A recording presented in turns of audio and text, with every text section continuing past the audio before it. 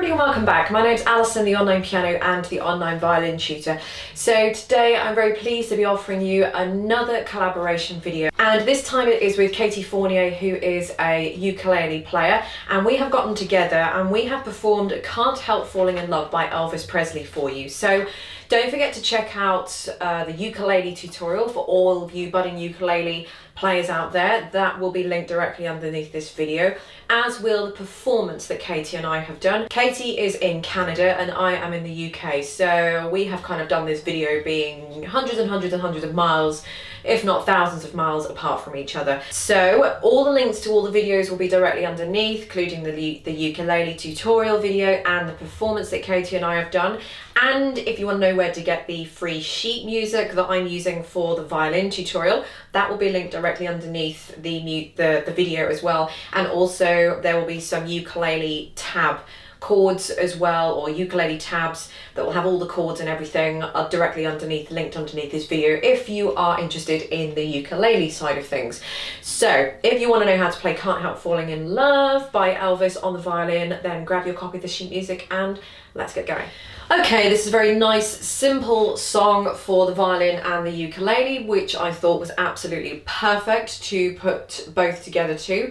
So the first thing that I'm going to say is that your second finger needs to be jammed in next to the first finger. So you've got your first finger in its usual place on the violin, and your second finger is going to be jammed in right next door to it, like this. So not here, not with a gap, not over there, but jammed in right next door to it. And that is going to happen on the D string, and it's also going to happen on the A string as well. So the first two notes are an F and a C in that position. So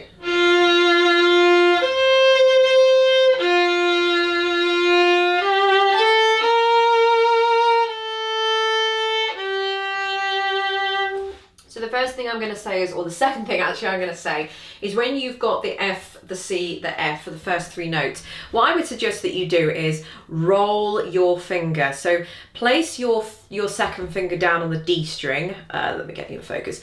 Place the second finger down on the D string here, say, and make it so that you haven't put it right on the tip. So if you see you've sort of put it, if you're putting it there, by the time you roll it back, and then you roll it back to the A string, and then you roll it back to the D string, you don't really sort of give yourself enough finger kind of gap. So what you want to make sure is so that when you're rolling and you're rocking that finger back and forth, that you've got enough sort of pad of the finger to cover both those strings. What you absolutely do not want to do is this. Can you hear that you get that sound in the middle? You don't want that, because I've lifted that finger off, so I'm just going to roll. So you might just want to practice go. There's a little bit of timing involved in the bow as well, so as you move, you're going to have to do it at exactly the same time. So you don't want the bow moving ahead of the finger, or the finger rolling ahead of the bow, and vice versa and things.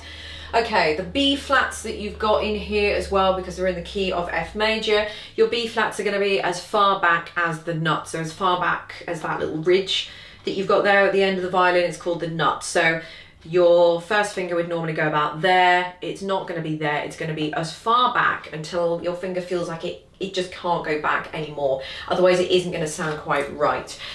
Okay, so you've got some open A's and some open D's in there. It's up to you if you want to do fourth fingers, if you're having a go at vibrato and things like that.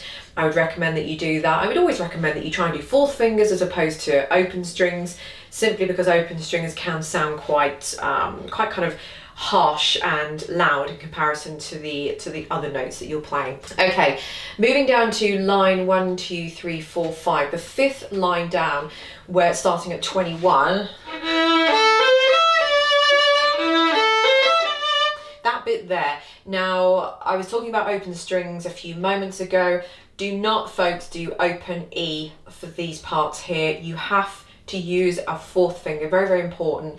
Just because it's going to be a lot easier, it's going to sound a lot nicer, but more importantly, you're going to end up with kind of possible scratches and screeches.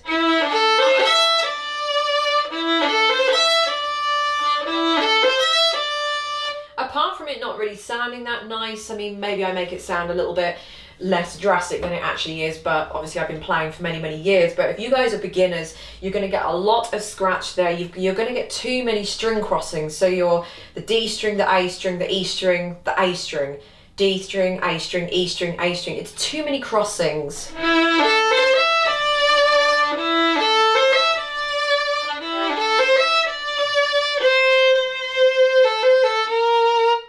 So I would recommend that you absolutely do the fourth finger.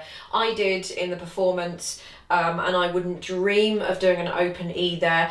Not even if I was a beginner, just because there's just too many, literally there's too many technical string crossings. So you want to absolutely avoid that. Otherwise you're going to get that, you know, when you've hit that E string in a kind of, I can't do it now, but you know when you hit the E string and it gives you that really high pitched kind of screech that only dogs can pretty much hear, and it's awful, like fingers running down blackboard kind of noise. Obviously I can't recreate that now for the camera, can I? But I think you guys know what I mean. You're going to get that kind of sound because you're not going to be able to get your fingers out of the way in time. The last thing I want to mention is on the very last line in the middle bar there, or bar 34, bar 35, or measure 35.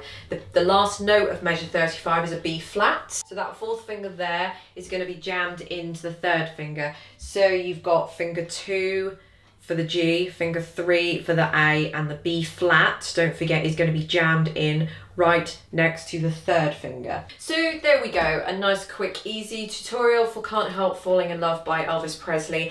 I hope you have enjoyed it, and I hope you are enjoying these videos. If you want to come and join me for a collaboration, then absolutely get in touch with me, and we will take things from there.